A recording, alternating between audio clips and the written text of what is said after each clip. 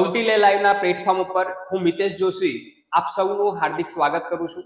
મિત્રો, આજે કૌટિલ્ય લાઈવના પ્લેટફોર્મ ઉપર આજે મહત્વનો મુદ્દો એ આપણે ચર્ચવાનો છે અને સમજવાનો, કોન્સેપ્ટ ક્લિયર કરવાનો પ્રયત્ન કરવાનો છે. મિત્રો, તમે બધા જ સરકારી નોકરી મેળવવા માટેના લક્ષ્ય માટે મથી રહ્યા છો. તમારું સરકારી નોકરીનું લક્ષ્ય પૂરું કરવા માટે એક અગત્યની બાબત જરૂરી છે, લક્ષ્ય પ્રત્યે સમર્પણ તેમજ યોગ્ય માર્ગદર્શન.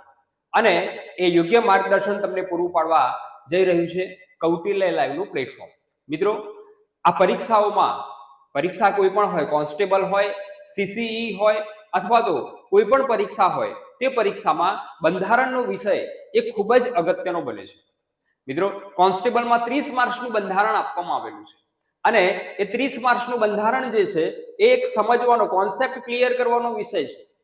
અને કેટલાક ટોપિક બંધારણના એવા હોય છે કે જ્યારે એ માત્ર પુસ્તક વાંચવાથી આવડતા નથી, પરંતુ એનો કોન્સેપ્ટ જ્યાં સુધી ક્લિયર ન હોય, એટલે કે ઇતિહાસ અને બંધારણ આ બંનેનો સુમેળ તમે જો સાધ્યો ન હોય તો એ વિષય, એ કોન્સેપ્ટ જે છે તમારે ક્લિયર થતો નથી. આજે એવા જ એક કોન્સેપ્ટ વિશે આપણે ચર્ચા કરવાના છીએ અને એ કોન્સેપ્ટ જે છે ક્લિયર કરવાનો છે, જે સ્પર્ધાત્મક પરીક્ષા માટે ખૂબ જ અગત્યનું છે, ખૂબ જ અગત્યનું. અને એ મુદ્દો એટલે બંધારણ સભા. જી હા, બંધારણ સભાનો મુદ્દો એવો છે કે જે ઇતિહાસ સાથે પણ જોડાયેલો છે અને એ બંધારણનો ટોપિક તો પાછું છે જ. હવે બંધારણ સભા જે છે એ શું છે? તો બંધારણ સભા દ્વારા આપણા બંધારણની રચના થઈ. આપણા ભારતના બંધારણની રચના જે છે એ કોણે કરી?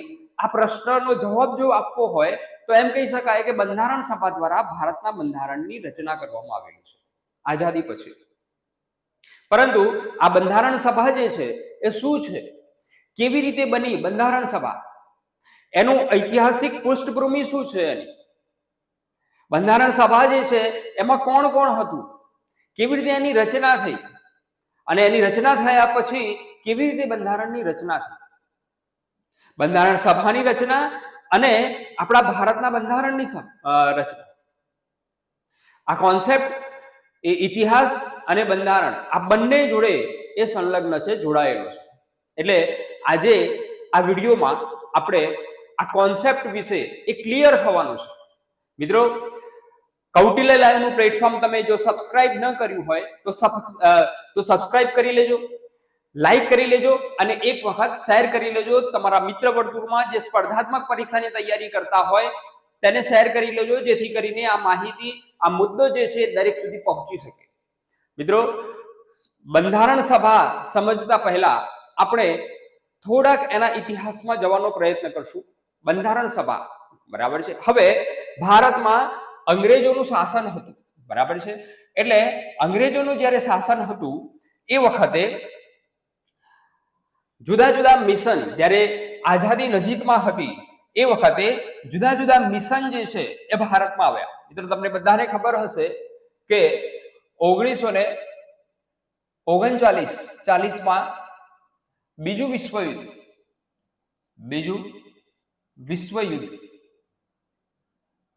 આપણે બીજા વિશ્વયુદ્ધમાં થોડાક જઈએ ત્યાંથી આપણે સ્ટાર્ટ કરીએ બંધારણ સભાને સમજવાનો પ્રયત્ન કરીએ.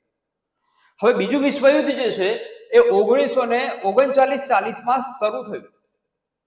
બીજું વિશ્વયુદ્ધ જે શરૂ થયું તે વખતે ભારતમાં વાઇસરોય હતા લોર્ડ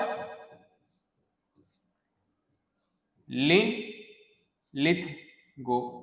આ ભારતના વાઇસરોય હતા. બ્રિટનના વડાપ્રધાન હતા.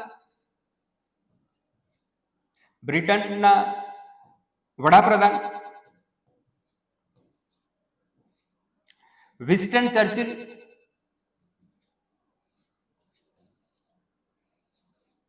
આ વિન્સ્ટન ચર્ચિલ જે છે એ બ્રિટનના વડાપ્રધાન હતા. અને બીજું વિશ્વયુદ્ધ જ્યારે ફાટી નીકળ્યું એ વખતે બ્રિટન, અમેરિકા, જર્મની, રશિયા જેવા દેશો જે છે, જાપાન જેવા દેશો જે છે એ બીજા વિશ્વયુદ્ધમાં ઉતર્યા. અને એમાં મુખ્ય ભૂમિકા જે છે બ્રિટન અને અમેરિકા જેવા દેશોએ મુખ્ય ભૂમિકા ભજવી. એમાં ભારત જે છે એ બ્રિટનનું ગુલામ હતું અને બ્રિટનનું ગુલામ હોવાથી બ્રિટને ભારતીયોને પૂછ્યા વગર ભારત પણ બીજા વિશ્વયુદ્ધમાં સામેલ છે તેવું જાહેર કરી દીધું. ભારતના સૈનિકો જે છે તેને બીજા વિશ્વયુદ્ધમાં ધકેલ્યા.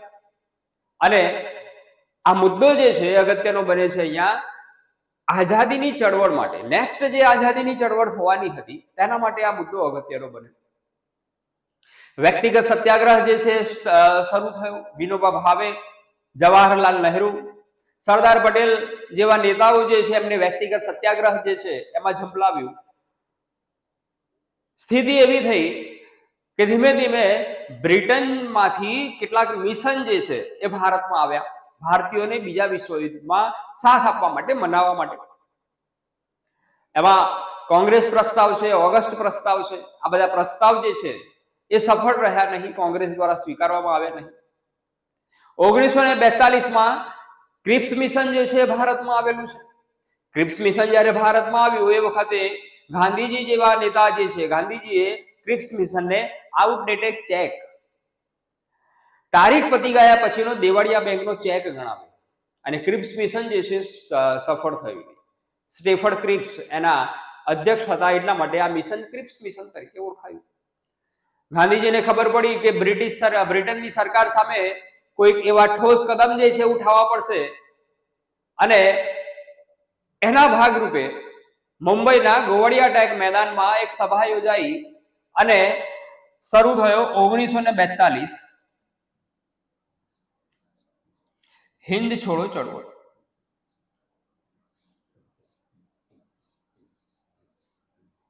હિન્દ છોડો ચળવળ જે છે એમાં ગાંધીજીએ કહ્યું કે કરેંગે या मरेंगे लेकिन आजादी लेके रहेंगे. ગાંધીજીએ કહ્યું કે આ મારા જીવનની છેલ્લી લડાઈ છે, એટલા માટે દરેક ભારતીયો એ આગળ આવે અને આ આંદોલનમાં ભાગ લે.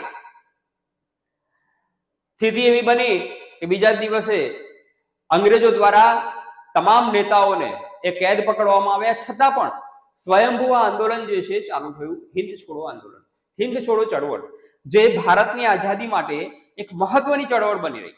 સમગ્ર ભારત દેશ જે છે આ ચળવળમાં જોડાયો. અને સ્થિતિ એવી બની એક સમયે કે અંગ્રેજો જે છે એને એમ લાગવા માંડ્યું કે હવે ભારતમાં આપણું સામ્રાજ્ય જે છે એ બહુ લાંબો સમય ટકી શકવાનું નથી.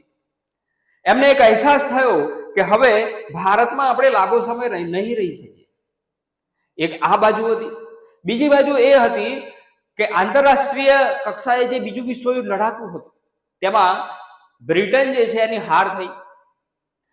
વિન્સ્ટન ચર્ચિલ જે છે એની મહત્વાકાંક્ષાના કારણે બીજા વિશ્વયુદ્ધમાં બ્રિટન લગભગ હારવા આવ્યું.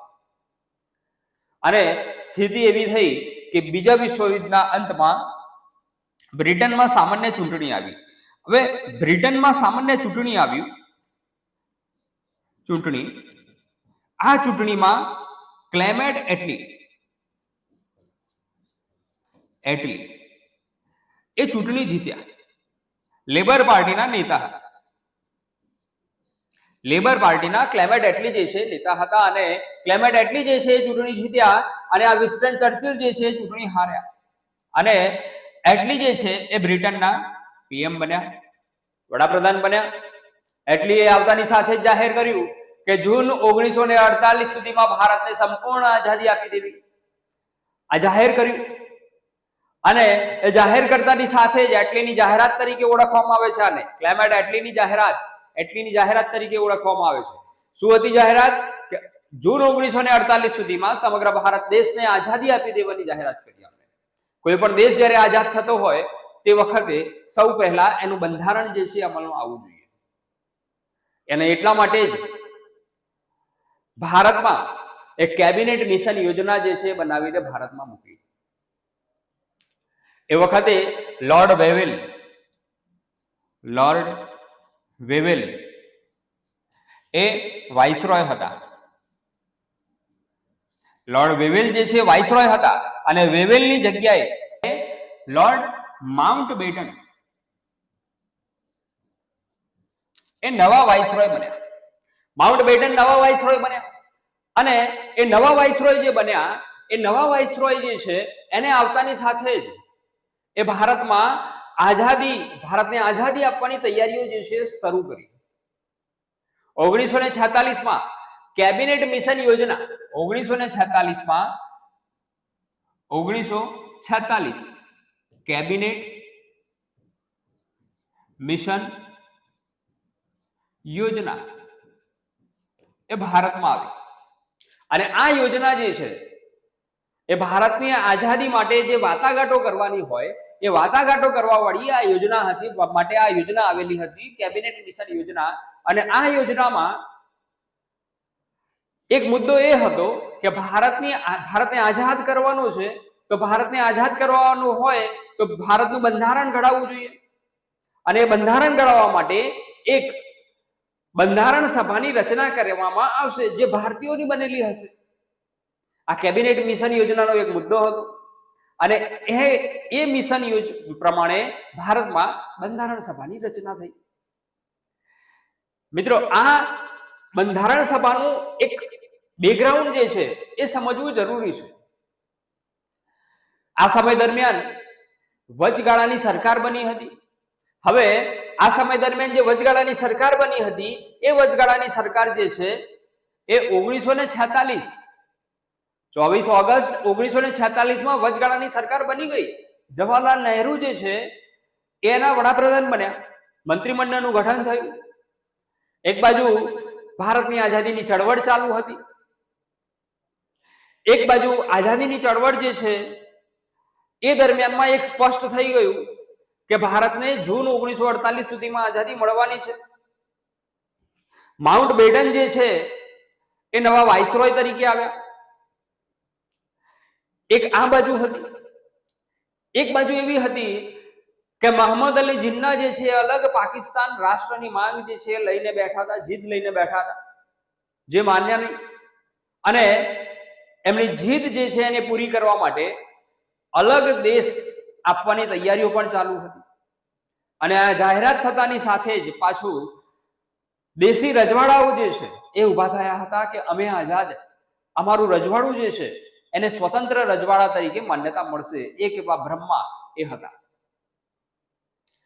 જવાહરલાલ નહેરુ સરદાર પટેલ અને માઉન્ટ બેટનના પ્રયત્નથી દેશી રજવાડાઓ જે છે એનું વિલીનીકરણનો કાર્યક્રમ જે છે ચાલુ થયો અને સાથે સાથે દેશ જ્યારે આઝાદ થવાનો હોય ત્યારે બંધારણની રચના થવી જોઈએ પોતાનું બંધારણ જે છે હોવું જોઈએ અને એ પોતાનું બંધારણ ઘડવા માટે બંધારણ સભાની રચના કરવામાં આવી જે ભારતીયોની બનેલી હતી આ એનો બેકગ્રાઉન્ડ છે મિત્રો બરાબર છે બંધારણ સભાનું આ બેકગ્રાઉન્ડ છે હવે બંધારણ સભા જે છે ભારતનું બંધારણ ભારતીયો દ્વારા બનેલું હોવું જોઈએ આવી માંગણી જે છે એ 1946 માં થઈ એવું નથી એની માંગણી એ ખૂબ વર્ષો પહેલા કોંગ્રેસના જુદા જુદા નેતાઓ દ્વારા અને કોંગ્રેસ દ્વારા થતી આવી છે પરંતુ બ્રિટિશ સરકારે તેને ધ્યાનમાં લીધી નથી અને એ ન ધ્યાનમાં લેતા અનેક ચળવળો જે છે એ ચાલી છે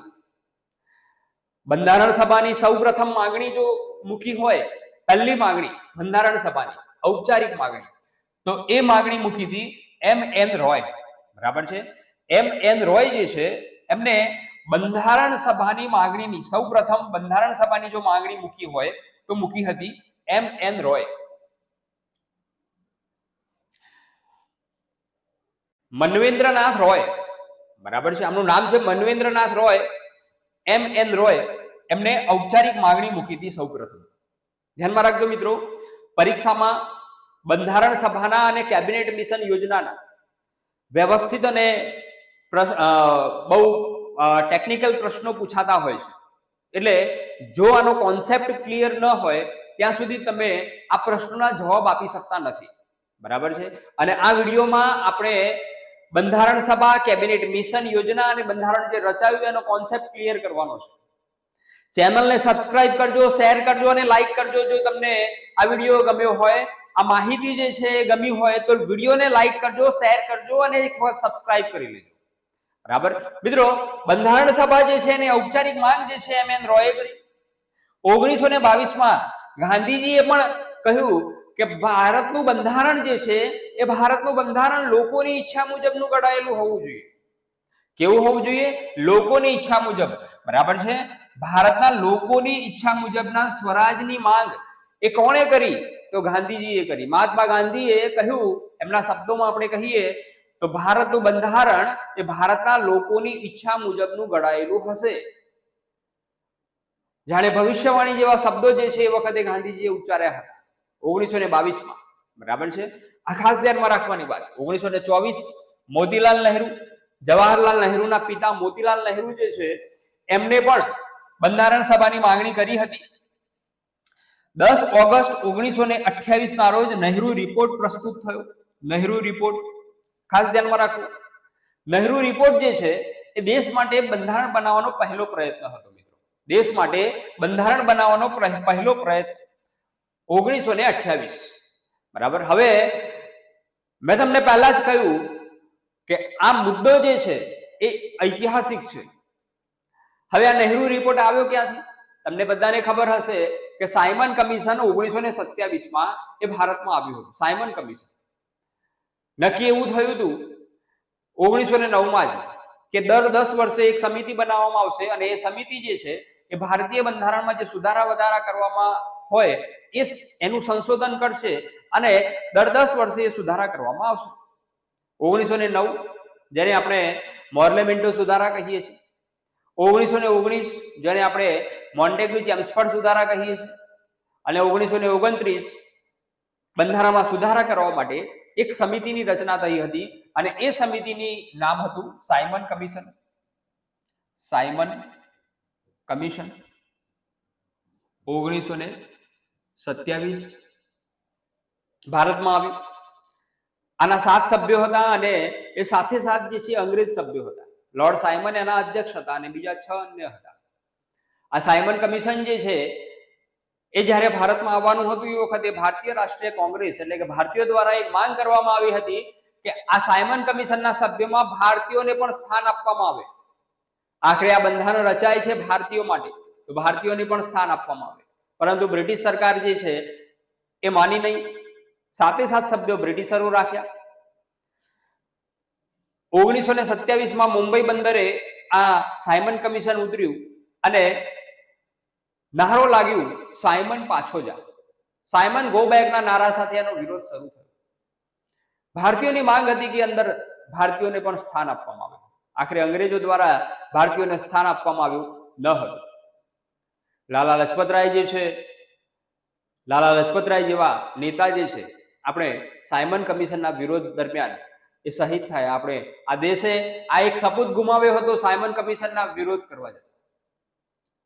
અને સાયમન કમિશન દરમિયાન બ્રિટિશરો દ્વારા કહેવામાં આવ્યું કે ભારતીયો જે છે હજુ એટલા સક્ષમ થયા નથી કે પોતાનું બંધારણ જાતે ઘડી શકે. આવું બ્રિટિશરો દ્વારા કહેવામાં આવ્યું અને આને એક પડકાર તરીકે સ્વીકારવામાં આવ્યું કોંગ્રેસ દ્વારા, મોતીલાલ નહેરુ દ્વારા, અને એક સમિતિ બનાવવામાં આવી. એના અધ્યક્ષ બનાવવામાં આવ્યા મોતીલાલ નહેરુ અને ખૂબ જ ઓછા સમયમાં એમણે એક બંધારણનો ડ્રાફ્ટ તૈયાર કરીને બ્રિટિશરો સમક્ષ મૂક્યો.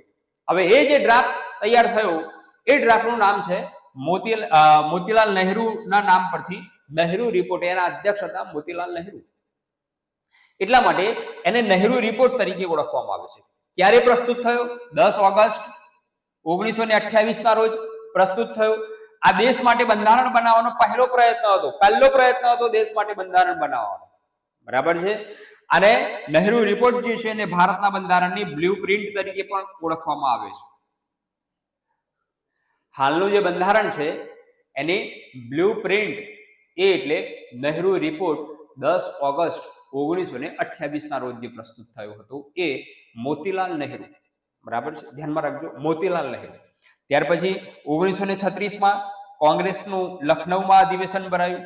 એ અધિવેશનમાં એક પ્રસ્તાવ પસાર કરવામાં આવ્યો હતો સર્વસંમતિથી. શું હતો પ્રસ્તાવ? કે બાહ્ય સત્તાનું કોઈ પણ પ્રકારનું બંધારણ માન્ય રખાશે નહીં. બાહ્ય સત્તાનું કોઈ પણ પ્રકારનું બંધારણ જે છે માન્ય રખાશે નહીં. ભારતનું બંધારણ જે છે એ ભારતના લોકો દ્વારા જ ઘડાયેલું હોવું જોઈએ. 1936માં એ નક્કી કરી દીધું હતું કોંગ્રેસે લખનૌ અધિવેશનમાં. આ ખૂબ જ અગત્યની વાત છે. બાહ્ય સત્તા જોઈએ નહીં ભારતમાં, કેમ કે બંધારણ જે છે ભારતના લોકો માટે ઘડાય છે અને ભારતના લોકો માટે ઘડાતું હોય તો ભારતના લોકો દ્વારા જ બંધારણ જે છે એ ઘડાવવું જોઈએ, એ 1936ના કોંગ્રેસ અધિવેશનમાં નક્કી થઈ ચૂક્યું હતું. બરાબર. 1938 જવાહરલાલ નહેરુ જે છે એમને કોંગ્રેસ વતીથી જાહેરાત કરી કે બંધારણ સભાના સભ્યો જે છે એ પુખ્ત વય મતાધિકારના આધારે ચૂંટાયેલા હશે. બંધારણ સભાના સભ્યો ચૂંટાયેલા હશે, બાહ્ય સત્તા તો નહીં જ, પણ એના સભ્યો જે છે એ પણ કેવા તો પુખ્ત વય મતાધિકારના આધારે ચૂંટાયેલા હશે અને એ રીતે બંધારણ સભાની રચના થશે. બરાબર છે. એટલે અહીંયા 1938માં નહેરુએ જાહેરાત કરી હતી. બ્રિટન સરકારે સૌપ્રથમ બંધારણ સભાની માંગ એ 1940માં ઓગસ્ટ પ્રસ્તાવના સ્વરૂપમાં સ્વીકારી હતી. મેં તમને વાત કરી હતી ઓગસ્ટ પ્રસ્તાવ જે છે એ ભારતીયોનો સાથ મેળવવા માટે, યુદ્ધમાં સાથ મેળવવા માટે આ ઓગસ્ટ પ્રસ્તાવ જે છે ભારતીયોને મનાવવા માટે, કોંગ્રેસને મનાવવા માટે એ ઓગસ્ટ પ્રસ્તાવ આવ્યો હતો અને એમને મનાવવા માટે આ જે બંધારણ સભાની જે માંગણી હતી એ સ્વીકારી લીધી હતી બ્રિટિશ સરકારે. છતાં પણ આ પ્રસ્તાવ જે છે એ કોંગ્રેસ દ્વારા માન્ય કરાયો ન હતો. બરાબર. બાદમાં 1942માં ક્રિપ્સ મિશનમાં પણ સંપૂર્ણ રૂપથી, ક્રિપ્સ મિશન જ્યારે આવ્યું એ વખતે સંપૂર્ણ રૂપથી બંધારણ સભાની માંગણી જે છે સ્વીકારી લેવામાં આવી હતી. બરાબર છે. 1946માં કેબિનેટ મિશન અંતર્ગત બંધારણ સભાની રચના કરવામાં આવી. બરાબર છે. એટલે બંધારણ સભાની રચના એ કયા મિશન અંતર્ગત કરવામાં આવી છે તો કેબિનેટ મિશન અંતર્ગત બંધારણ સભાની રચના જે છે કરવામાં આવી. છેલ્લે જ્યારે સ્વતંત્રતાની ઘોષણા થઈ ત્યારે બંધારણ સભાની રચના થઈ. મિત્રો, આ કોન્સેપ્ટ જે છે દરેકને ખબર હોવું જોઈએ. બંધારણ સભા, માત્ર બંધારણ સભા જે છે એની ચૂંટણી થઈ અને બંધારણ સભા રચાઈ ગઈ ત્યાંથી પૂરું થતું નથી. પરીક્ષામાં એની ઐતિહાસિક પૃષ્ઠભૂમિ પણ એ પૂછાતી હોય છે. એટલે બંધારણ સભા તૈયાર કરવા માટે એની ઐતિહાસિક પૃષ્ઠભૂમિ પણ તમને ખબર હોવી જોઈએ. જો એ ખબર નથી તો તમે એ પ્રશ્નનો યોગ્ય જવાબ આપી શકતા નથી. અને હવેની પરીક્ષાઓમાં સીધા પ્રશ્નો પૂછાતા નથી. બરાબર. જેમ કે બંધારણ સભા બાબતે નીચેનાના વિધાનોને યોગ્ય રીતે ચકાસો અથવા તો યોગ્ય છે કે નહીં તે ચકાસો. નીચે 4 વિધાનો લખ્યા હોય. બરાબર. અને 4 વિધાનો જે છે બંધારણ સભાના ઇતિહાસ બાબતે. એટલે જ્યાં સુધી બંધારણ સભાનો ઇતિહાસ ખબર હોતી નથી ત્યાં સુધી તમને ખબર પડતી નથી. એ પ્રશ્ન તમે જવાબ આપી શકતા નથી. એટલે એનું 360 ડિગ્રી જ્યારે એનાલિસિસ ન કરો કોઈ પણ મુદ્દાનો ત્યાં સુધી એનો કોન્સેપ્ટ જે ક્લિયર થતો નથી. બરાબર. આ મુદ્દો તમને અહીંયા સુધી ખબર પડી હશે. બંધારણ સભાની માગણી જે છે એ અને બંધારણ સભાનો આપણે ઇતિહાસ જોયો જ્યારે બીજું વિશ્વયુદ્ધ ચાલુ થયું ત્યારથી. બરાબર છે. સમજાય છે ને દરેકને? બરાબર. દરેકનો કોન્સેપ્ટ જે છે એ ક્લિયર થતો હશે. બરાબર. આગળ જોઈએ તો કેબિનેટ મિશન યોજના. હવે કેબિનેટ મિશન યોજના જે આવી ભારતમાં, એ કેબિનેટ મિશન યોજના શું હતી? બરાબર. કેબિનેટ મિશન યોજના શું હતી? તમે એક લીટી એ વારંવાર વાંચી હશે કે બંધારણ સભાની રચના એ કેબિનેટ મિશન યોજના અંતર્ગત કરવામાં આવી. પણ મિત્રો, કેબિનેટ મિશન યોજના શું હતી અને એ વખતે ભારતની સ્થિતિ શું હતી એ આપણે જોઈએ તો કેબિનેટ મિશન યોજના જે છે એ કેબિનેટ મિશન યોજના એ ફેબ્રુઆરી 1946માં કેબિનેટ મિશન યોજના ભારતમાં આવી છે. એ વખતે વાઇસરોય કોણ હતા? તો લોર્ડ વેવેલ એ વાઇસરોય હતા. આ વારંવાર પરીક્ષામાં પૂછાયેલો પ્રશ્ન છે. એનો હેતુ શું હતો? હિન્દને પૂર્ણ સ્વતંત્રતા આપવા સંબંધે હિન્દી નેતાઓ સાથે, એટલે ભારતીય નેતાઓ સાથે, હિન્દી સરકાર સાથે વાટાઘાટો કરવા માટે આ કેબિનેટ મિશન યોજના જે છે ભારતમાં આવી હતી. એના અધ્યક્ષ કોણ હતા? તો એના અધ્યક્ષ હતા હિન્દી વજીર લોર્ડ પેથિક લોરેન્સ. હિન્દી વજીર, ભારત સચિવ. હિન્દી વજીર એટલે ભારત સચિવ. બરાબર. અહીંયા હિન્દી વજીર શબ્દ હોય અથવા તો ભારત સચિવ શબ્દ હોય, ભારત સચિવ શબ્દ હોય. બરાબર. અથવા તો સેક્રેટરી ઓફ ઇન્ડિયા પણ શબ્દ હોઈ શકે. બરાબર છે. કોઈ પણ શબ્દ હોઈ શકે. હિન્દી વજીર, ભારત વજીર, ભારત સચિવ, સેક્રેટરી ઓફ ઇન્ડિયા, કોઈ પણ શબ્દ હોઈ શકે. બરાબર છે. લોર્ડ પેથિક લોરેન્સ જે છે એ સેક્રેટરી ઓફ ઇન્ડિયા હતા અને એ જ આના અધ્યક્ષ હતા. આ ખાસ ધ્યાનમાં રાખવા જોઈએ. અન્ય સભ્યો સ્ટેફર્ડ ક્રિપ્સ અને એ વી એલેક્ઝાન્ડર, એમને 2 સભ્યો હતા, ટોટલ 3 હતા. આ સ્ટેફર્ડ ક્રિપ્સ જે છે, આ એ જ સ્ટેફર્ડ ક્રિપ્સ છે જે ક્રિપ્સ મિશન જ્યારે ભારતમાં આવ્યું, ક્યારે? 1942માં. એ વખતે આના અધ્યક્ષ હતા. બરાબર છે. આ સ્ટેફર્ડ ક્રિપ્સ એ અહીંયા આના સભ્ય છે. બરાબર, આ ખાસ ધ્યાનમાં રાખવાની બાબત છે. આ કેબિનેટ મિશન યોજના એ હતી. બરાબર. બીજું આગળ જોઈએ આપણે. કેબિનેટ મિશન યોજના જે છે એ ભારતમાં આવી અને એ મિશન અંતર્ગત બંધારણ સભાની રચના થઈ. મિત્રો, કેબિનેટ મિશન અંતર્ગત બંધારણ સભાની રચના થઈ છે. હવે વાત અહીંયા આવેલી છે, ફરીથી પાછી પેલી બંધારણ સભાની જ્યારે માંગણી ચાલતી હતી એ વખતની વાત જ્યારે કરીએ, ત્યારે 1922માં ગાંધીજીએ કહ્યું હતું કે ભારત બંધારણ લોકોની ઈચ્છા મુજબનું ઘડાયેલું હોવું જોઈએ. 1946માં લખનઉ અધિવેશન 1936માં લખનઉ અધિવેશનમાં કોંગ્રેસમાં એક પ્રસ્તાવ પસાર કરવામાં આવ્યો હતો, કોંગ્રેસ અધિવેશનમાં, કે બાહ્ય સત્તાનું કોઈ પણ પ્રકારનું બંધારણ જે છે માન્ય રખાશે નહીં. અને 1938માં નહેરુએ કોંગ્રેસ વતીથી પાછી જાહેરાત કરી હતી કે બંધારણ સભાના સભ્યો એ પુખ્ત વય મતાધિકારના આધારે ચૂંટાયેલા હશે. હવે એના આધારે અહીંયા બંધારણ સભાની રચના કરવાની હતી. હવે એનું સ્વરૂપ કેવું હતું એ આપણે સમજીએ. અહીંયા એ વખતે નક્કી કરવામાં આવ્યું, એ વખતે ભારતમાં 3 પ્રદેશો, આ ખાસ ધ્યાનમાં રાખજો. એક તો હતો બ્રિટિશ શાસિત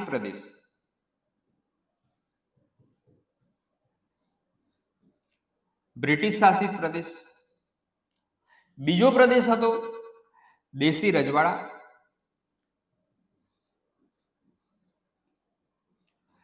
અને ત્રીજો પ્રદેશ હતો કમિશનર પ્રાંત.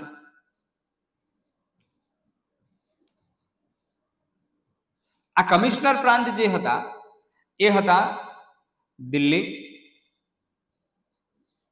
અજમેર,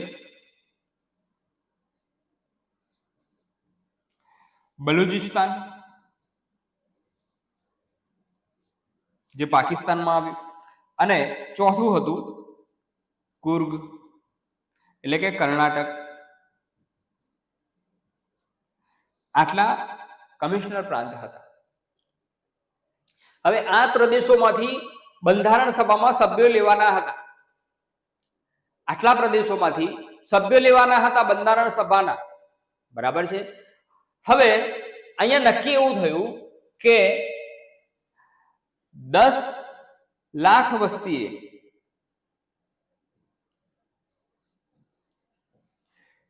એક સભ્ય અથવા સીટ લેવી. 10 લાખ વસ્તીએ એક સભ્ય અથવા તો એક સીટ લેવી એવું નક્કી થયું. કોઈ પણ સભ્ય સંખ્યા જ્યારે નક્કી થાય એ વખતે વસ્તીના આધારે નક્કી થાય. બરાબર. એ વિસ્તારની વસ્તી જે છે એના આધારે સભ્ય સંખ્યા નક્કી થાય છે. માની લો કે લોકસભાની સભ્ય સંખ્યા 543 છે, તો 543 સભ્ય સંખ્યા જે છે શેના આધારે નક્કી થયેલી છે? તો વસ્તીના આધારે નક્કી થયેલી છે. ગુજરાત વિધાનસભાની સભ્ય સંખ્યા શેના આધારે નક્કી થયેલી છે? તો ભાઈ વસ્તીના આધારે નક્કી થયેલી છે. બરાબર. કોઈ પણ સભ્ય સંખ્યા જે છે હંમેશા વસ્તીના આધારે નક્કી થાય. અહીંયા પણ નક્કી કરવામાં આવ્યું કે ભાઈ 10 લાખ વસ્તીએ એક સભ્ય લેવો અથવા તો એક સીટ જે છે એ લેવી. આવું નક્કી થયું. બરાબર. અને આ પ્રમાણે બ્રિટિશ શાસિત જે પ્રદેશ હતો એ બ્રિટિશ શાસિત પ્રદેશ જે છે એના સભ્યો નક્કી થયા 293. અહીંયા 92 સભ્યો જે છે એ નક્કી થયા અને 4 સભ્યો જે છે એ નક્કી થયા. બરાબર. હવે કેન્દ્ર શાસિત પ્રદેશ અને આ કમિશનર પ્રાંત, આના સભ્યો જે હતા એ ચૂંટાયેલા હતા. બરાબર. આ ચૂંટાયેલા હતા. જ્યારે આ સભ્યો જે હતા 92 સભ્યો, અહીંયા દેશી રજવાડા હતા એટલે રાજાશાહી હતી, એટલે આ સભ્ય ચૂંટાયેલા નતા, પરંતુ પસંદગી પામેલા હતા. પસંદગી પામેલા એટલે કે નિયુક્ત કરેલા, સિલેક્ટેડ. બરાબર. અને પેલા જે હતા એ ઇલેક્ટેડ હતા. બરાબર છે, આ ખાસ ધ્યાનમાં રાખજો. બરાબર. 293, 92 અને 4 સભ્યો. બરાબર છે. અહીંયા સ્થિતિ શું થશે? ટોટલ સભ્યો સંખ્યા કેટલી થશે? 4 ને 2 6, 7 8 9 18 અને અહીંયા 3. બરાબર. 389 સભ્યો. આ કેટલા કુલ સભ્યો જે છે, આ કુલ સભ્ય સંખ્યા કેટલી થઈ? 389. આ સભ્ય સંખ્યા જે છે એ કેબિનેટ મિશન યોજના અંતર્ગત જે બંધારણ સભાની રચના થઈ તે અંતર્ગત 1946 માં 389 સભ્ય સંખ્યા નક્કી કરવામાં આવી. આ 389 માંથી આ 293 અને આ 4 સભ્યો જે છે એ ચૂંટાયેલા હતા અને આ 92 સભ્યો જે છે એ પસંદગી પામેલા હતા અને એમ કરીને 389 સભ્યો થયા. એ વખતે ભારત અને પાકિસ્તાનના ભાગ નતા પડ્યા એટલે તમામ પ્રદેશો જે છે એની સભ્ય સંખ્યા કુલ 389 થઈ. આ હતું બંધારણ સભાનું સ્વરૂપ. આ રીતે બંધારણ સભાની સભ્ય સંખ્યા કેટલી રાખવી તે નિશ્ચિત કરવામાં. તમને દરેકને આ કોન્સેપ્ટ ક્લિયર થતો હશે મિત્રો.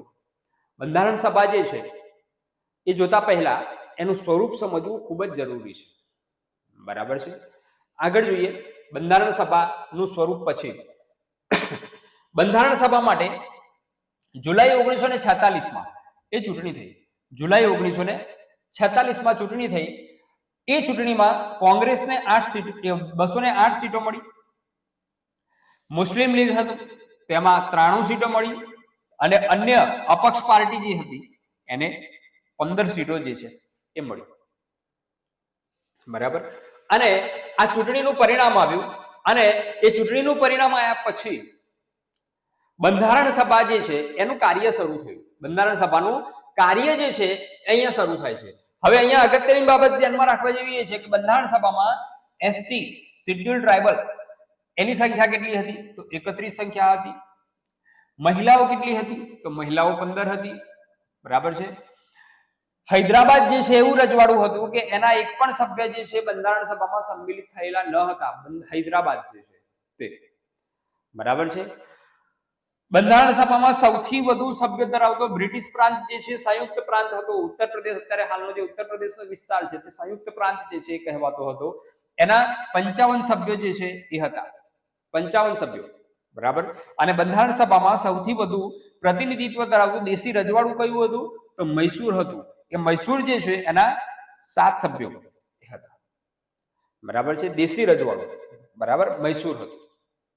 કર્ણાટક પ્રદેશમાં આવેલું છે. બરાબર.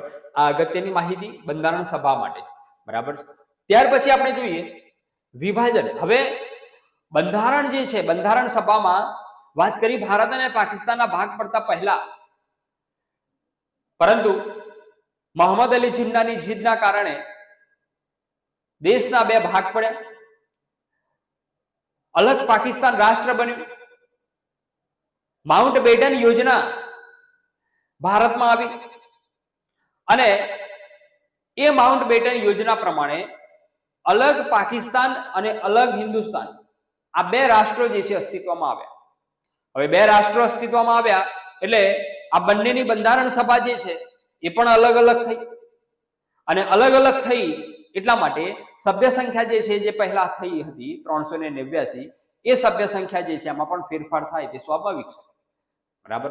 હવે આ માઉન્ટ બેટન યોજના જે છે એ 3 જૂન 1947 માં આવેલી છે.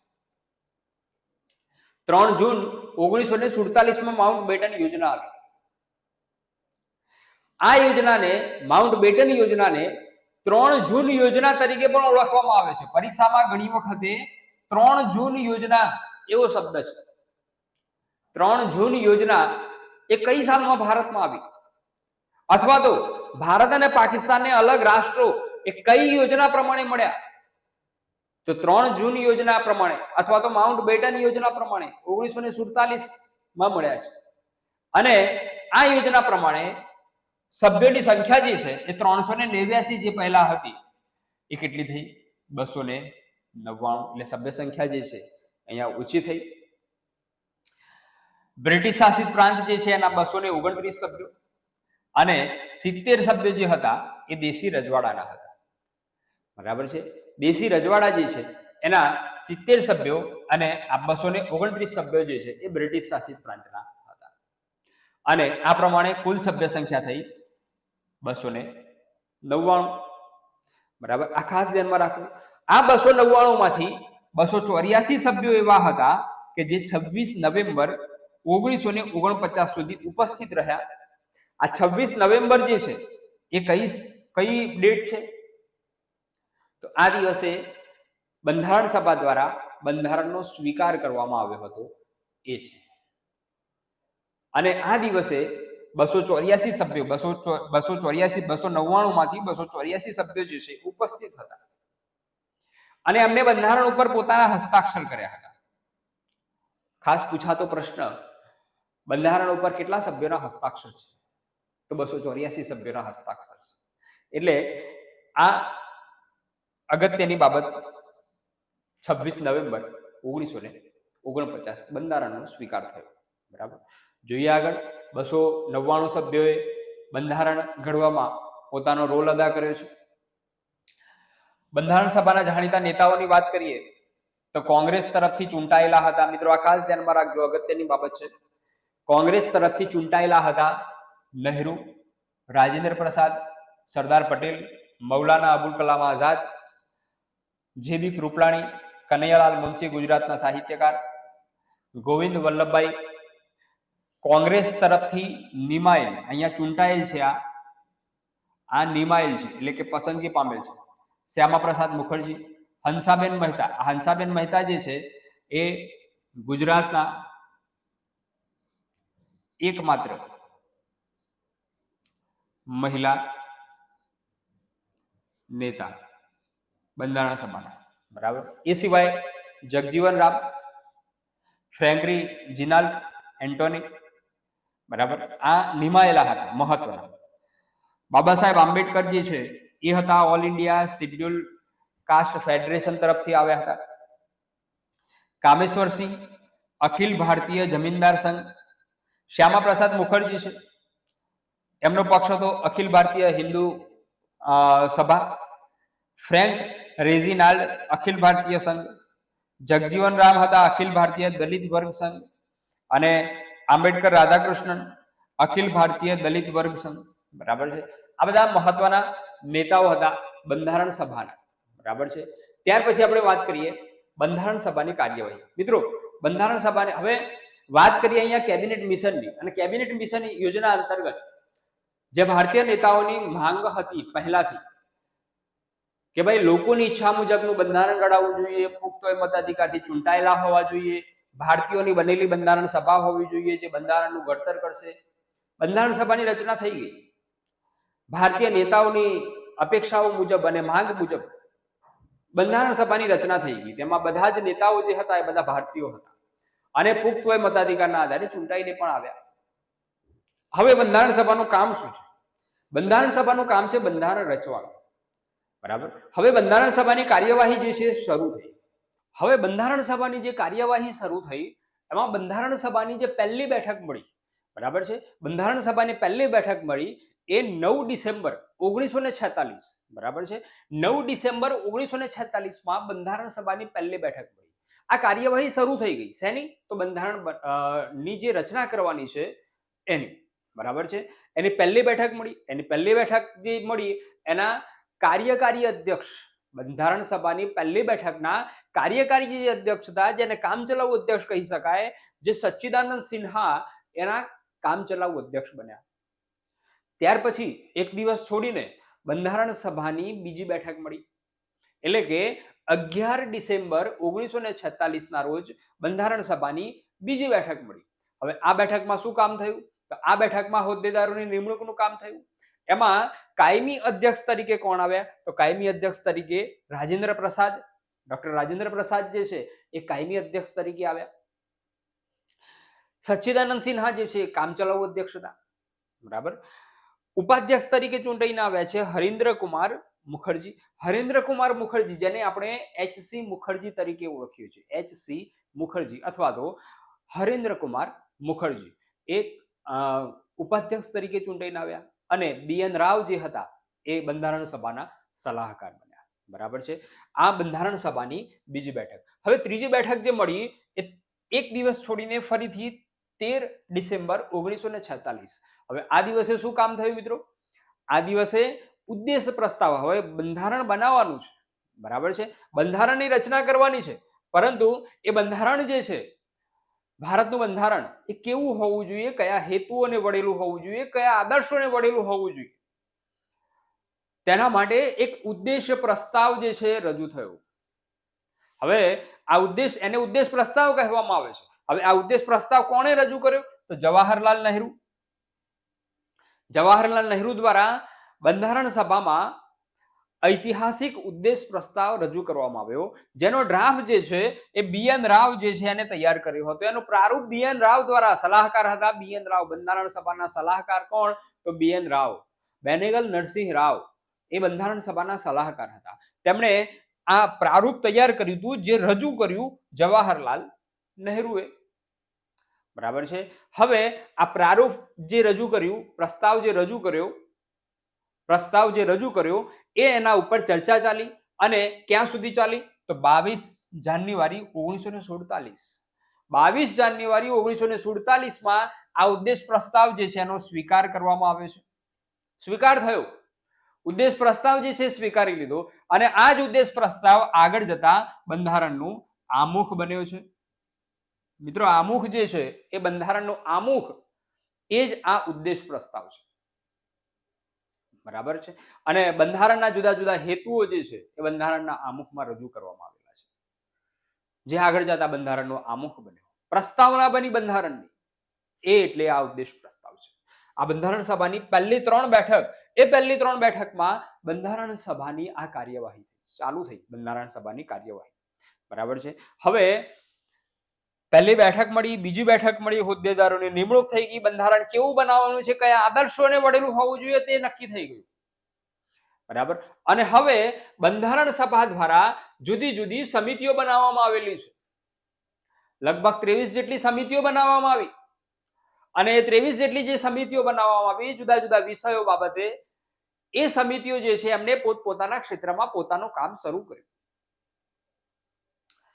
આ સમિતિઓમાં અગત્યની સમિતિ અને એના અધ્યક્ષ જે પરીક્ષામાં પૂછાતા હોય છે. બરાબર છે. પરીક્ષામાં સમિતિનું નામ અને એના અધ્યક્ષ પૂછાતા હોય છે. બરાબર. એની વાત કરીએ આપણે તો પ્રારૂપ મુસદ્દા સમિતિ. બરાબર. એના અધ્યક્ષ હતા ડોક્ટર ભીમરાવ આંબેડકર. ડોક્ટર ભીમરાવ આંબેડકર જે છે એ બંધારણની મહત્વની સમિતિ, બંધારણ સભાની મહત્વની જે સમિતિ હતી, પ્રારૂપ સમિતિ, મુસદ્દા સમિતિ, ડ્રાફ્ટિંગ સમિતિ, બરાબર, એના અધ્યક્ષ હતા ડોક્ટર ભીમરાવ આંબેડકર. બરાબર. પ્રારૂપ સમીક્ષા સમિતિ, એના અધ્યક્ષ હતા અલ્લાદી કૃષ્ણ સ્વામી અય્યર. સંઘ બંધારણ સમિતિ, જવાહરલાલ નહેરુ. મિત્રો, આ પરીક્ષામાં પૂછાયેલા પ્રશ્નો છે. આ સમિતિઓ, આટલી સમિતિઓ તો તમારે યાદ રાખવાની જ છે. પરીક્ષામાં વારંવાર પૂછાય છે આ પ્રશ્ન, એટલે ખાસ ધ્યાનમાં રાખજો. પ્રાંતીય બંધારણ સમિતિ, એના અધ્યક્ષ હતા સરદાર પટેલ. મૂળભૂત અધિકાર અને અલ્પસંખ્યક સમિતિ, સરદાર પટેલ એના અધ્યક્ષ. મૂળભૂત અધિકાર ઉપસમિતિ, એના અધ્યક્ષ હતા જે.બી. કૃપલાણી. અલ્પસંખ્યક ઉપસમિતિ, એના અધ્યક્ષ હતા જે.બી. કૃપલાણી. સંઘ શક્તિ સમિતિ, એના અધ્યક્ષ હતા જવાહરલાલ નહેરુ. રાષ્ટ્રીય ઝંડા સમિતિ, વારંવાર પ્રશ્ન પૂછાયેલો, રાષ્ટ્રીય ઝંડા સમિતિના અધ્યક્ષ જે.બી. કૃપલાણી. કાર્ય સંચાલન સમિતિ, એના અધ્યક્ષ હતા કનૈયાલાલ મુનશી, જે ગુજરાતના કવિ સાહિત્યકાર કનૈયાલાલ મુનશી, બરાબર છે, એ કે.એમ. મુનશી એ કાર્ય સંચાલન સમિતિના અધ્યક્ષ હતા. બરાબર. સર્વોચ્ચ અદાલત સમિતિ, એસ વરદાચાર્યાર. રાષ્ટ્રધ્વજ સંબંધી કામચલાઉ સમિતિ જે હતી એના રાજેન્દ્ર પ્રસાદ અને સંચાલન સમિતિ જે હતી પણ રાજેન્દ્ર પ્રસાદ. આટલા અધ્યક્ષ જે છે એ તમારે ધ્યાનમાં રાખવાના રહેશે. જુદી જુદી જે સમિતિઓ બનાવેલી હતી એમાંથી આટલી સમિતિ અગત્યની. બરાબર. ત્યાર પછી આપણે જોઈએ બંધારણ સભાની મુસદ્દા સમિતિ. હવે મહત્વનું કામ હતું મુસદ્દા સમિતિ. બંધારણ જે મુસદ્દો તૈયાર કરવાનો હતો અને આને છેલ્લી માન્યતા આપવાનું કામ એના અધ્યક્ષ ભીમરાવ આંબેડકર, જે ચાવીરૂપ કામ હતું. બંધારણ રચવામાં સૌથી અગત્યનો ફાળો આપ્યો છે ડોક્ટર ભીમરાવ આંબેડકર, બરાબર. અને એના અધ્યક્ષ હતા મુસદ્દા સમિતિના ડોક્ટર ભીમરાવ આંબેડકર. આ ડોક્ટર ભીમરાવ આંબેડકર જે છે એ બંધારણની મુસદ્દા સમિતિના અધ્યક્ષ અને બીજા અન્ય સભ્યો હતા 6. એમ કરીને કુલ 7 સભ્યો હતા મુસદ્દા સમિતિમાં, બરાબર. સભ્યોની વાત કરીએ તો એન ગોપાલ સ્વામી આયંગર, અલ્લાદી કૃષ્ણ સ્વામી અય્યર, કનૈયાલાલ મુનશી જે છે મુસદ્દા સમિતિના સભ્ય હતા. મિત્રો ખાસ ધ્યાનમાં રાખજો, કનૈયાલાલ મુનશી એ મુસદ્દા સમિતિના સભ્ય હતા.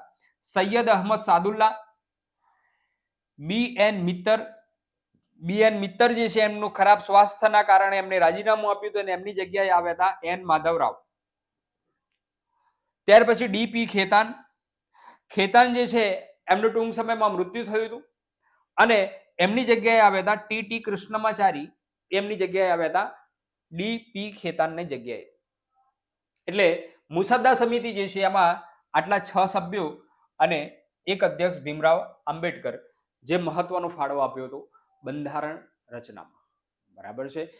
ડ્રાફ્ટિંગ કમિટીનું કામ એ હતું કે જુદા જુદા જે ડ્રાફ્ટ આવતા હતા તેને આખરી માન્યતા આપવાનું કામ એ ડ્રાફ્ટિંગ કમિટીનું કામ હતું, મુસદ્દા સમિતિનું કામ હતું. એટલે બંધારણની સૌથી અગત્યની સમિતિ કહી શકાય, સૌથી અગત્યની તો એ મુસદ્દા સમિતિ હતી અને એના અધ્યક્ષ હતા ભીમરાવ આંબેડકર. મિત્રો જ્યારે પરીક્ષામાં પૂછાતું હોય છે કે બંધારણ સભાના કાયમી અધ્યક્ષ કોણ હતા, તો એ વખતે પરીક્ષામાં કન્ફ્યુઝન માટે ઓપ્શન પણ એવા જ હોય છે. ભીમરાવ આંબેડકર પણ ઓપ્શનમાં હોય, એચસી મુખર્જી પણ ઓપ્શનમાં હોય, રાજેન્દ્ર પ્રસાદ પણ ઓપ્શનમાં હોય, બીએન રાવ પણ ઓપ્શનમાં હોય.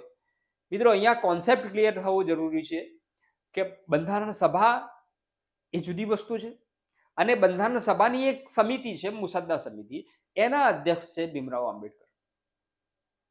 પણ જ્યારે પરીક્ષાનું એક ટેન્શન હોય અને ઉતાવળ હોય એ વખતે બંધારણ સભાના અધ્યક્ષ કોણ હતા એટલે આપણા મગજમાં એક નામ આવે ભીમરાવ આંબેડકર અને તરત જ આપણે ટીક કરીને આવીએ અને પાછું ઘરે આવીને માર્ક્સ પણ ગણી લઈએ, આ મારો એક પ્રશ્ન તો સાચો જ છે. પરંતુ જ્યારે એ પ્રશ્ન જે છે ખોટો પડે છે, ખાસ ધ્યાનમાં રાખવા જેવી બાબત છે. પરીક્ષામાં પ્રશ્ન જે છે એ બરાબર વાંચીને સમજીને અને પછી ટીક કરવાની જરૂર હોય છે, બરાબર. પ્રશ્નમાં શું પૂછ્યું છે એ સમજવાની જરૂર હોય છે, પછી એનો જવાબ આપવાની વાત છે, બરાબર. એટલે ખાસ ધ્યાનમાં રાખજો, બંધારણની મુસદ્દા સમિતિ, ભીમરાવ આંબેડકર એના અધ્યક્ષ. ત્યાર પછી આપણે જોઈએ મુસદ્દા સમિતિની પહેલી બેઠક જે મળી 29 ઓગસ્ટ, 15મી ઓગસ્ટ જે છે એ દેશ આઝાદ થયો અને 29 ઓગસ્ટ 1947 ના રોજ આંબેડકરની અધ્યક્ષતામાં પ્રારૂપ સમિતિની રચના થઈ. પ્રારૂપ સમિતિની રચનાની વાત છે, જેના દ્વારા ફેબ્રુઆરી 1948માં બંધારણનું પ્રારૂપ જે છે બંધારણ સભામાં રજૂ કરવામાં આવેલું છે. ક્યારે? ફેબ્રુઆરી 1948માં બંધારણનું પ્રારૂપ જે છે બંધારણ સભામાં રજૂ કરવામાં આવ્યું. એટલે કાચો ડ્રાફ્ટ પ્રારૂપ જે છે, મુસદ્દો જે છે એ તૈયાર કરવામાં આવ્યો અને પછી મુસદ્દા ઉપર વિચાર કરવા માટે, એમાં સુધારા વધારા કરવા માટે એની જુદી જુદી બેઠકો બોલાવેલી છે, બરાબર છે. બેઠકોમાં એમાં મુસદ્દા ઉપર વિચાર કરવામાં આવ્યો. 15 નવેમ્બર 1948 થી 17 ઓક્ટોબર 1949 સુધી બંધારણ સભાની 166 બેઠકો મળી. ખાસ ધ્યાનમાં રાખજો મિત્રો, આ પરીક્ષામાં પૂછાતો આઈએમપી પ્રશ્ન 166 બેઠકો મળેલી છે. બંધારણ સભાની કુલ કેટલી બેઠકો મળેલી છે? તો 166 બેઠકોમાં બંધારણની રચના થયેલી છે, બરાબર છે. એટલે 166 બેઠકો. ત્યાર પછી બંધારણ સભામાં બંધારણના 3 વાંચન થયા છે. કયા કયા 3 વાંચન? તો પ્રથમ વાંચન થયેલું છે 4 નવેમ્બર 1948 થી 9 નવેમ્બર 1948. આ પહેલું વાંચન થયું. ત્યાર પછી બીજું વાંચન થયું 15 નવેમ્બર 1948 થી 17 ઓક્ટોબર 1949 સુધી. આ બીજું વાંચન થયું બીજી બેઠકમાં. અને ત્રીજું જે વાંચન થયું એ 14 નવેમ્બર 1949 થી 26 નવેમ્બર 1949. મિત્રો આ તારીખ ખાસ ધ્યાનમાં રાખજો, 26 નવેમ્બર 1949. આ દિવસે બંધારણ સભામાં બંધારણ જે છે એ સ્વીકારવામાં આવ્યું. આપણે આગળ વાત કરી આની 26 નવેમ્બર 1949ની, બરાબર, એ સ્વીકારવામાં આવ્યું હતું.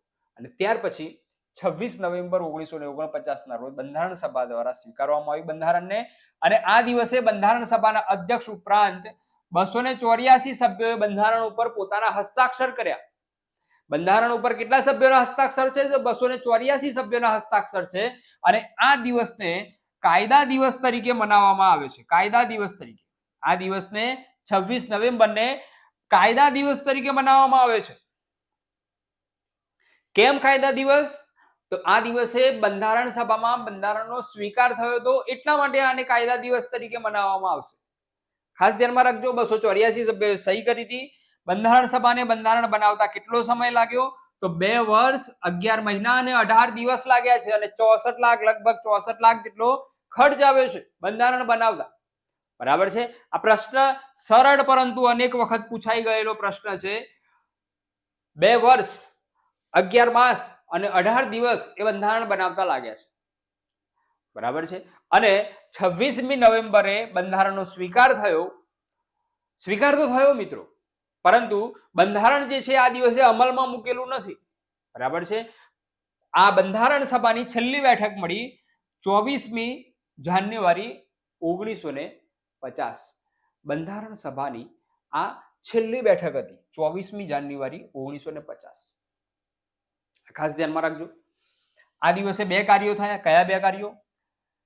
રાજેન્દ્ર પ્રસાદને રાષ્ટ્રપતિ તરીકે ચૂંટી નાખવામાં આવ્યા. બરાબર. અને જનગણ મન ને રાષ્ટ્રગાન તરીકે સ્વીકારવામાં આવ્યું. નેશનલ એન્થમ, રાષ્ટ્રગાન નેશનલ એન્થમ તરીકે સ્વીકારવામાં આવ્યું. અને બંધારણ સભા જે છે, બંધારણ સભા એની રચના થઈ હતી બંધારણ બનાવવા માટે, પણ બંધારણ તો ઘડાઈ ગયું, સ્વીકાર થઈ ગયું. હવે એનો અમલ કરવાનો છે. તો બંધારણ સભા જે છે એને સંસદમાં પરિવર્તિત કરી દેવામાં આવી. વચગાળાની સંસદમાં ફેરવી દેવામાં આવી બંધારણ સભાને. હવે બંધારણ સભાના સભ્યો એ સંસદ સભ્યો તરીકે ઓળખાશે. બંધારણ સભાને વિખેરી નાખવામાં આવી. આની છેલ્લી બેઠક હતી આ બંધારણ સભાની 24મી જાન્યુઆરી 1950. પહેલી બેઠક ક્યારે હતી બંધારણ સભાની? 9 ડિસેમ્બર 1946. આ પહેલી પ્રથમ બેઠક. આ છેલ્લી બેઠક. બરાબર છે. આ બંધારણ સભાની છેલ્લી બેઠક હતી અને આ પ્રથમ બેઠક હતી.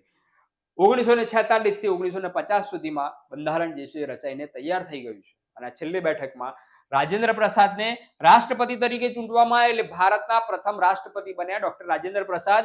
અને જનગણ મન અને રાષ્ટ્રગાન તરીકે ક્યારે સ્વીકારવામાં આવ્યું? તો બંધારણ સભાની છેલ્લી બેઠકમાં, એટલે કે 24 જાન્યુઆરી 1950. અને ત્યાર પછી બંધારણનો અમલ શરૂ થયો. 26મી જાન્યુઆરી 1950 થી બંધારણનો અમલ શરૂ થયો, જેને આપણે પ્રજાસત્તાક દિવસ તરીકે મનાવીએ છીએ. પ્રજાસત્તાક દિવસ. સ્વતંત્રતા સંગ્રામ દરમિયાન 26મી જાન્યુઆરી. આને શા માટે 26મી જાન્યુઆરી શા માટે પસંદ કરી છે બંધારણના અમલ માટે?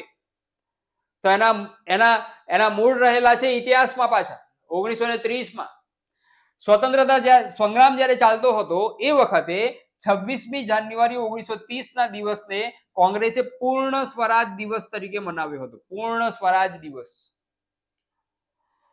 બરાબર છે. 31 અહીંયા નહેરુ, જવાહરલાલ નહેરુ જે છે એને બ્રિટિશ સરકારને અલ્ટિમેટમ આપ્યું હતું કે ભાઈ 31 ડિસેમ્બર 1929 સુધીમાં ભારતને સંપૂર્ણ આઝાદ કરી દેવું, આઝાદી આપી દેવી. આવું જવાહરલાલ નહેરુએ લાહોર અધિવેશનમાં રાવી નદીના કિનારે એ ઉદ્ઘોષ કર્યો હતો, પરંતુ આને ધ્યાનમાં લેવામાં આવ્યો નહીં. અને નહેરુએ કહ્યું હતું અધ્યક્ષ પદેથી કે જો 31 ડિસેમ્બર 1929 સુધીમાં ભારતને સંપૂર્ણ આઝાદી નહીં આપી દેવામાં આવે તો ભારતીયો પોતાનો સ્વતંત્રતા દિવસ એ પોતે જ ઉજવી દેશે. અને એના ભાગરૂપે 26મી જાન્યુઆરી 1930ના દિવસે પૂર્ણ સ્વતંત્રતા દિવસ મનાવવામાં આવ્યો હતો. અને પછી નક્કી કરવામાં આવ્યું કે દર વર્ષે એ દિવસે પૂર્ણ સ્વતંત્રતા દિવસ મનાવવામાં આવે. રાષ્ટ્રધ્વજ જે છે ફરકાવો. અને એટલા માટે જ્યારે બંધારણ ઘડાયું તે વખતે 26મી જાન્યુઆરીનો દિવસ પસંદ કરવામાં આવ્યો બંધારણનો અમલ કરવા માટે, પ્રજાસત્તાક દિવસ માટે. અને એટલા માટે એ દિવસે બંધારણ જે છે અમલમાં મૂકવામાં આવેલું છે. બરાબર, 1950 બરાબર જાન્યુઆરીથી અમલમાં મૂકવામાં આવ્યું. તેની યાદમાં, પૂર્ણ સ્વતંત્રતા દિવસની યાદમાં. આ ધ્યાનમાં રાખજો. મૂળ બંધારણ જ્યારે હતું એ વખતે 22 ભાગ હતા, 8 અનુસૂચિ હતી, 395 જેટલી કલમ હતી. મૂળ બંધારણ એટલે 1950માં જ્યારે બંધારણ લાગુ થયું તે વખતે આ સ્થિતિ હતી બંધારણની. શું સ્થિતિ હતી? ફરીથી 22 ભાગ હતા, 8 અનુસૂચિ હતી અને 395 કલમ હતી. હાલમાં શું સ્થિતિ છે? 25 ભાગ છે કાર્યરત, 24 ભાગ છે કાર્યરત. બરાબર, એક ભાગ જે છે રદ કરેલો છે એટલે 24 ભાગ કાર્યરત છે, આમ 25 ભાગ કહી શકાય. 12 અનુસૂચિ છે, પાછળથી ઉમેરવામાં આવેલી છે 12 અનુસૂચિ અને 148 જેટલા અનુચ્છેદ છે. બરાબર છે, છેલ્લા સુધારા પ્રમાણે 148 જેટલા અનુચ્છેદ અત્યારે હાલમાં બંધારણમાં છે. બરાબર, એટલે આ સ્થિતિ હાલની સ્થિતિ જે બદલાતા અહીંયા સુધી પહોંચી છે. બરાબર છે. હવે અગત્યની વાત, પરીક્ષામાં પૂછાતો પ્રશ્ન 26 નવેમ્બર 1949 આ જ્યારે બંધારણ અમલમાં આવ્યો એ વખતે આ દિવસથી કેટલાક કાયદાઓ એવા હતા કે એને લાગુ કરી દેવામાં આવ્યા હતા એ દિવસથી જ. કયા કયા હતા એ? તો એક તો નાગરિકતાનો અધિનિયમન હતો, નાગરિકતા અધિનિયમન. આ નાગરિકતા અધિનિયમન જે છે આ દિવસે લાગુ કરી દેવામાં આવ્યો હતો.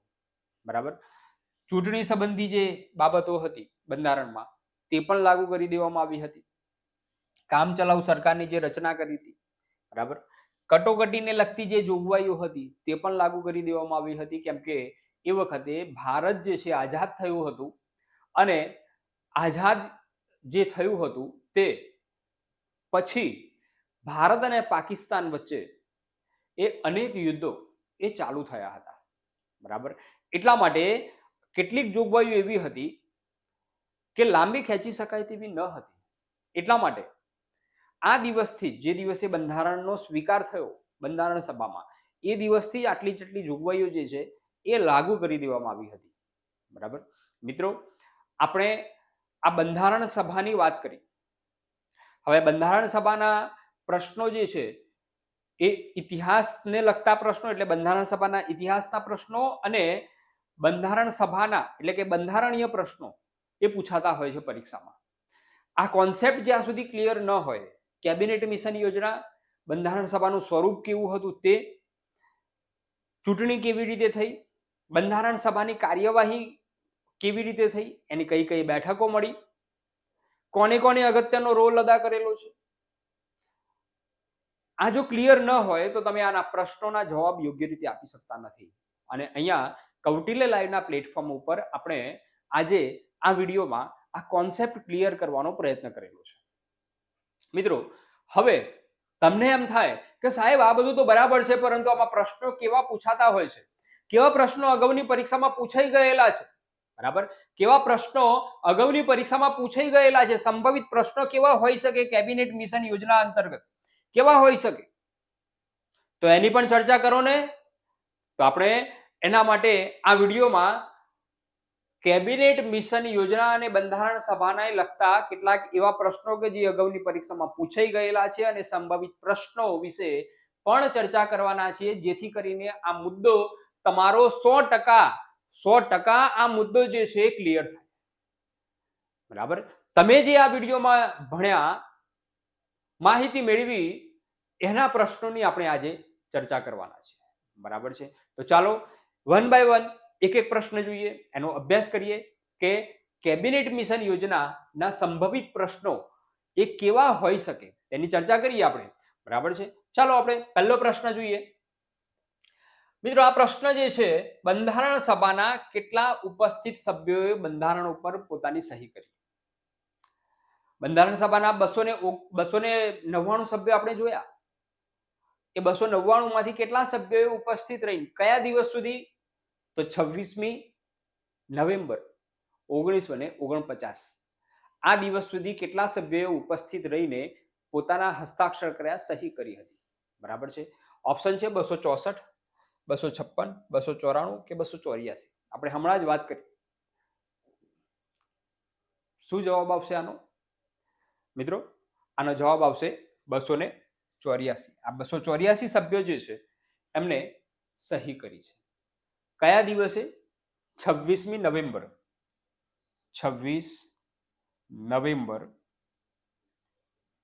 1949. બરાબર. આ ખાસ. ત્યાર પછી જોઈએ બીજો પ્રશ્ન કયો હોઈ શકે?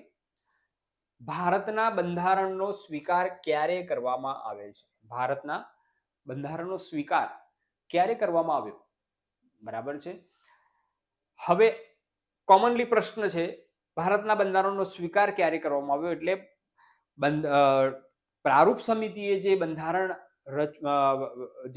ઘડ્યું અને એ બંધારણ ઘડીને એ બંધારણની જે ત્રણ વાંચન થયા એ આપણે જોયા.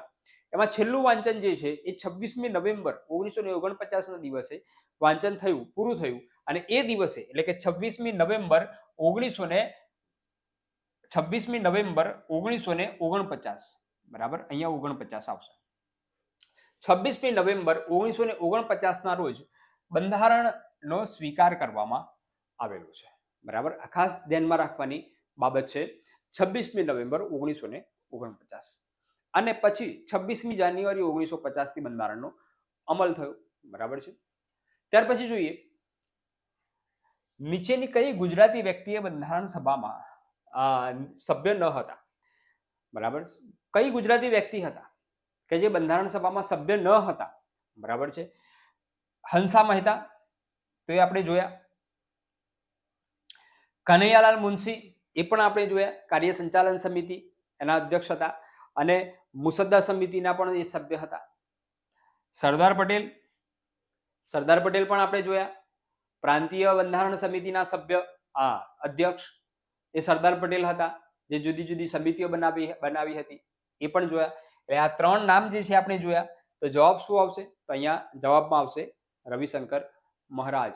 એ બંધારણ સભામાં એમનો કોઈ રોલ હતો નહીં. બરાબર. આ ધ્યાનમાં રાખવું. પૂછાઈ ગયેલા પ્રશ્નો છે મિત્રો આ. બંધારણ સભાના પ્રમુખ તરીકે કોને ચૂંટવામાં આવ્યા હતા? બંધારણ સભાના પ્રમુખ તરીકે.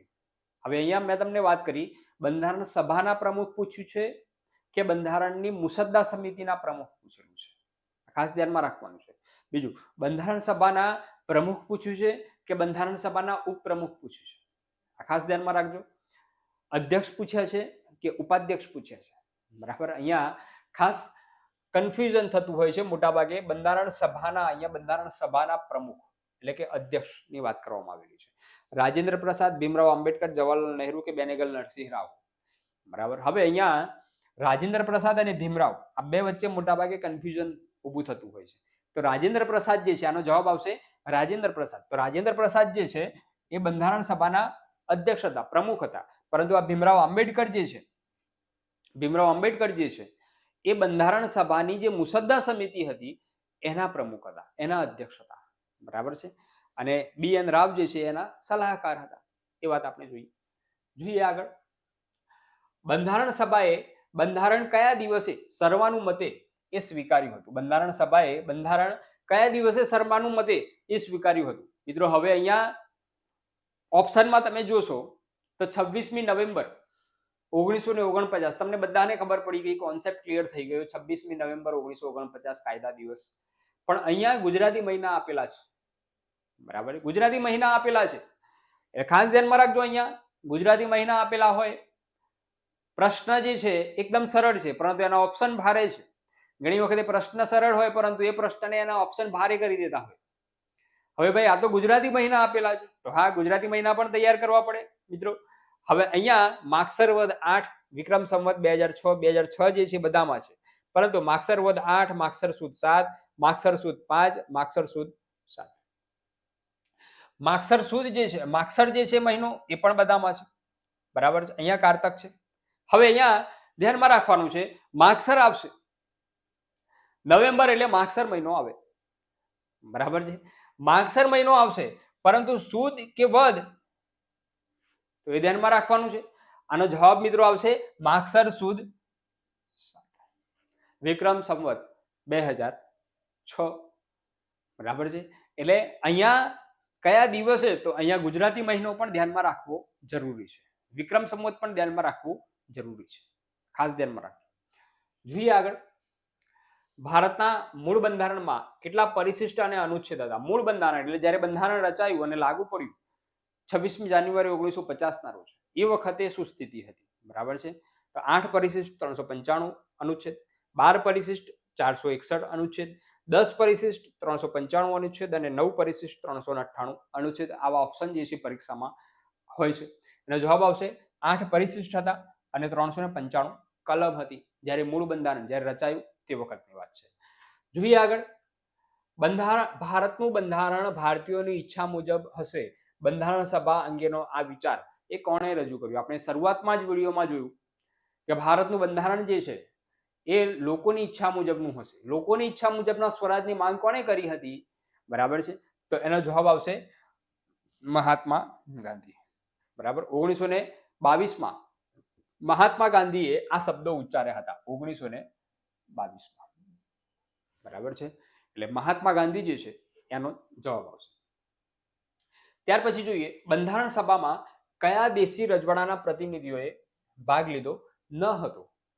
કયું દેશી એવું રજવાડું હતું કે તેના એક પણ સભ્ય બંધારણ સભામાં સંમિલિત થયા ન હતા? તો જુનાગઢ, હૈદરાબાદ, મૈસૂર કે પટિયાલા? બરાબર. તેનો જવાબ આવશે, આપણે આગળ જોયો, હૈદરાબાદ જે એવું રજવાડું હતું કે એના એક પણ સભ્ય એ સંમિલિત થયેલા ન હતા, અને મૈસૂર એવું રજવાડું હતું કે જેના સૌથી વધુ 7 સભ્યો સંમિલિત થયેલા હતા. બરાબર. તો હૈદરાબાદ આનો જવાબ આવશે. ત્યાર પછી જોઈએ કેબિનેટ મિશન યોજનાના આધારે રચાયેલી બંધારણ સભામાં કુલ કેટલા સભ્યો હતા? હવે અહીંયા વાત કરવામાં આવેલી છે કેબિનેટ મિશન યોજનાના આધારે. આ ખાસ ધ્યાનમાં રાખજો. કેબિનેટ મિશન યોજનાના આધારની વાત કરવામાં આવેલી હોય એટલે લોર્ડ માઉન્ટ બેટન યોજના જે આવી એના પહેલાની વાત છે, એટલે કે 3 જૂન યોજનાના પહેલાની વાત છે. તો એના પહેલાની વાત હોય તો કુલ સભ્યો તમારે ધ્યાનમાં લેવાના છે. હવે કુલ સભ્યો એટલે ભારત અને પાકિસ્તાનના ભાગ નહોતા પડ્યા તે વખતની વાત છે, ભાગલા પછીની વાત નથી. બરાબર છે. એટલે 389 હતા, 489 હતા, 296 હતા કે 297 હતા. તેમાં આપણે વાત કરી હતી 389, એનો જવાબ આવશે 389 સભ્યો, 293, 92 અને 4 કમિશનર પ્રાંત. બરાબર. એમ કરીને 389 પ્રતિનિધિઓ હતા કેબિનેટ મિશન યોજના પ્રમાણે. બરાબર. જોઈએ આગળ.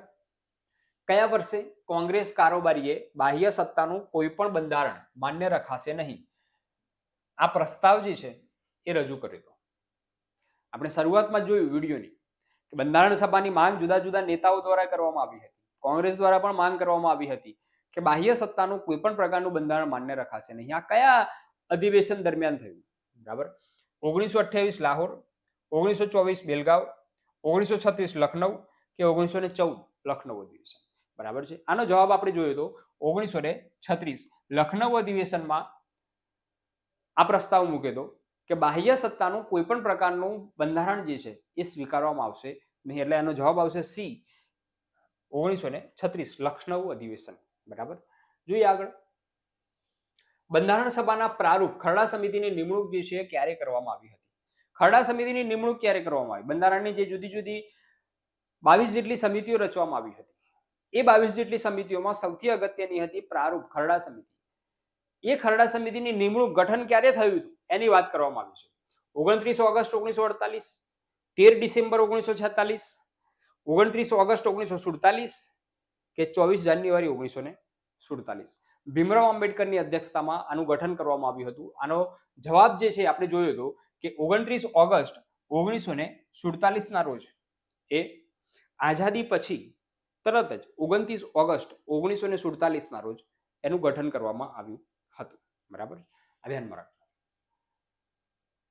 ત્યાર પછી બંધારણ સભામાં પ્રસ્તાવનો સ્વીકાર ક્યારે થયો? પ્રસ્તાવ આપણે જોયું કે 13 ડિસેમ્બર 1946માં આ પ્રસ્તાવ રજૂ થયો. પ્રસ્તાવ રજૂ ક્યારે થયો? 13 ડિસેમ્બર 1946માં. કોણે રજૂ કર્યો? જવાહરલાલ નહેરુ.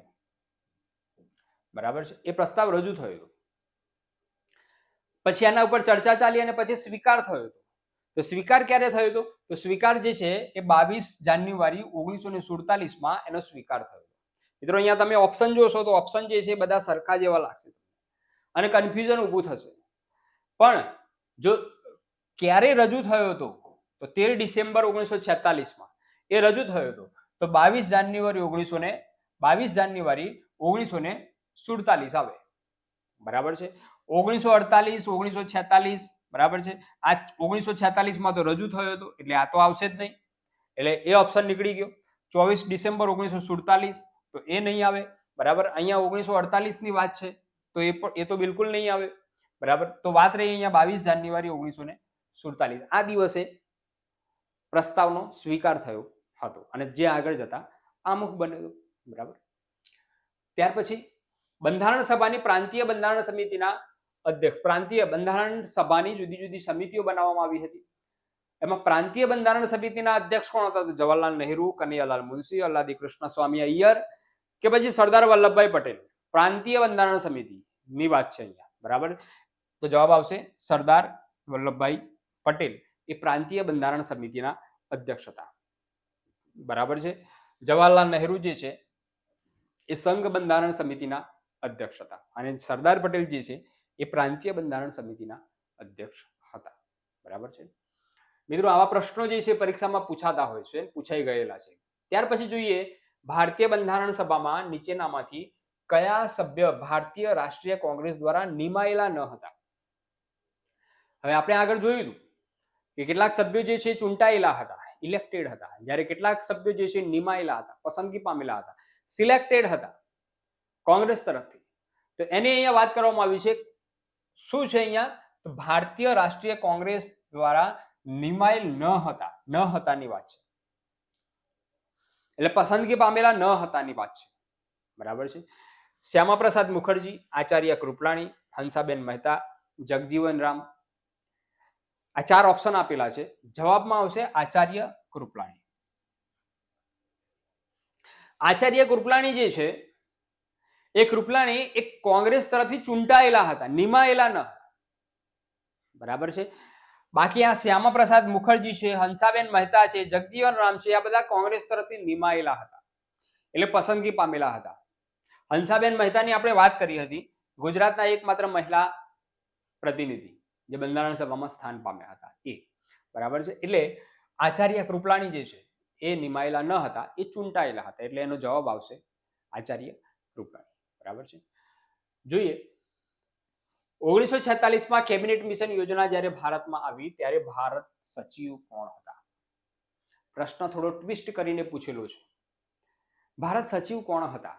તો આપણે જોયું હતું એમાં કે A.V. Alexander, Lord Mountbatten, Lord Pethick Lawrence કે સી રાજગોપાલાચારી. ઓપ્શન પણ એવા મૂકેલા છે કે કન્ફ્યુઝ કરે. ભારત સચિવ. બરાબર. હવે ભારત સચિવ જે છે સેક્રેટરી ઓફ ઇન્ડિયા જેને કહેવાય ભારત સચિવ. હવે ભારત સચિવ કોણ હતા? બરાબર. તો માઉન્ટબેટન જે છે એ વખતે વાઇસરોય હતા. A.V. એલેક્ઝાન્ડર જે છે એ સભ્ય થઈને આવ્યા હતા કેબિનેટ મિશન યોજનાના 1946 અને સી રાજગોપાલાચારી જે છે એ ભારતના છેલ્લા વાઇસરોય, ભારતીય વાઇસરોય. બરાબર. સી રાજગોપાલાચારી